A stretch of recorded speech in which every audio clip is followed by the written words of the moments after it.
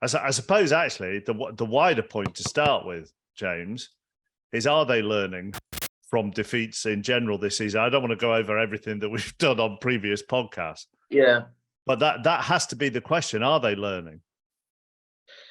I mean, it's a difficult one, isn't it? I mean, I think what last night showed was that they've still got a hell of a long way to go. I think that those back-to-back Premier League wins over Everton and Newcastle lifted things a bit from where they were, but clearly the step up in class on Tuesday night was so big, and they were found wanting. And I think that kind of early blitz, those lightning quick 20 minutes at the start, gave everyone, I think, from the Liverpool supporters, hope that they had been learning and that they were back.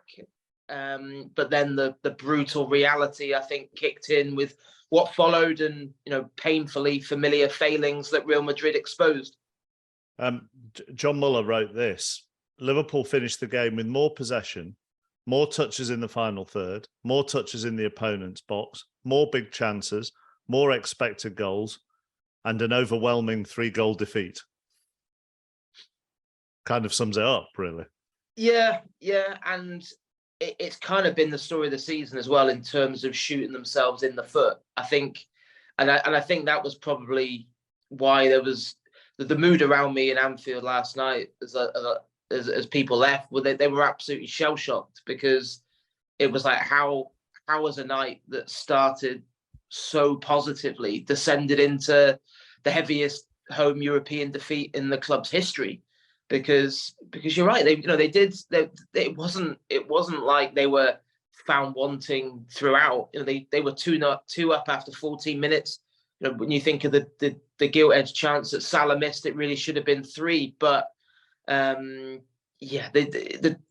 Madrid can hurt you in so many ways. They got so much experience, so much class, but so many of those goals were gift wrapped. Even from Vinicius Junior's first one, I thought, where Gomez was so slow to close him down, and of course the second one is a body blow with Alisson's blunder. And then Klopp said himself he felt the decisive moment in the whole night was the third goal just after half time. And I'd probably go along with that, because again, such a simple set piece, and how can Militao have a free header 5 yards out? These are just basic things that weren't done. And then the fourth and the fifth, again, passive was how Klopp described Liverpool. So the stats point to one thing, but I think anyone who watched that game in the second half, could see that there was a gulf that 9 months ago these teams met as equals in Paris, but they're not equals anymore.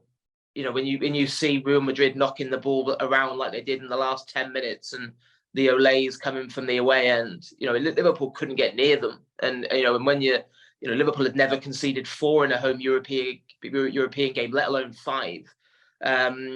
So, and it is, it's a team that's been found wanting and is malfunctioning in every department. Not, you're right. They don't press like they used to. They don't control games like they used to. They certainly can't manage games. You saw that at 2-0. You've had the dream start. It's 2-0 up after 14 minutes, and and then so quickly it disappeared. Dermot, give us a history lesson on Real Madrid's recruitment policy since the Galacticos, because I think most major European clubs on this podcast over the however many years it's been, we've talked about sporting directors, head of recruitments, how they recruit, and I'm not sure I've ever done one on Real Madrid, because I still think there's a perception that Real Madrid just go out and sign a Galactico and there you go. But their recruitment policy and their squad building now just appears very subtle and very clever. Yeah, for sure. Like Florentino Perez and the people around him learned a lot from his first spell in charge. I don't think they would say they made too many mistakes, because it's Florentino Perez. But since over the last 10 years or so, they've been just really, really clever, and they don't have it's not like they have a huge data department, or they have a huge, like they've gone and picked out like a Monchi type figure to come in and run the recruitment. It's still Florentino Perez has a big say in what happens. He has people who he speaks to. He has kind of agents. There's directors there with a lot of experience. They're not real football people, if you know what I mean. They're not like Edwards, who was at Liverpool. It's not that type of a setup at all. They've Juni Califat, who's came in as used to be on the TV here for a while, and then went in as South American scout and has now moved up through it. He's been responsible for picking out Vinicius and Rodrigo and Fede Valverde, who've come from South America. People like Kroos and Courtois were picked up. Kroos came on a free from Bayern Munich. Courtois was coming down towards the end of his Chelsea contract, and they've just been very smart about what they're doing. Like, you don't have to be a genius to go, oh, Toni Kroos has won the World Cup with Germany and the Champions League, let's get him on a free transfer. When you're Madrid, it helps a lot. You're able to attract players like that, maybe other teams will find it harder to do.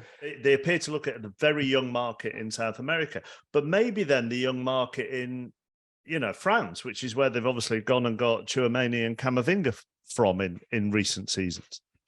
Yeah, they decided a couple of years ago that they weren't able to compete at the very top of the market. When Neymar went to Paris Saint-Germain for that 222 million, they knew they just couldn't fight against that. And they've complained a lot, go into the Super League and everything about how it's unfair, that it's just impossible to compete with the state-owned clubs. So they have a couple of kind of strands of their transfer policy. One is to try and get the best young superstars before they become too expensive for them to sign, before they're on huge wages. They've tried to get Mbappe and Haaland in that way as well, but we're unable to get them so far. And then they go to Tchouaméni, and they know that they can't offer him as much money as Liverpool, I think, or we'll see what happens with Bellingham as well. But they go and they say, look, you can come to Real Madrid, you can win stuff here, you can play with the best players in the world, you can play in the Bernabeu all the time, and they just try and convince players that way. And the glamour and the cachet of Madrid, and nights like last night as well, mean that they can convince still pretty much anybody to join them.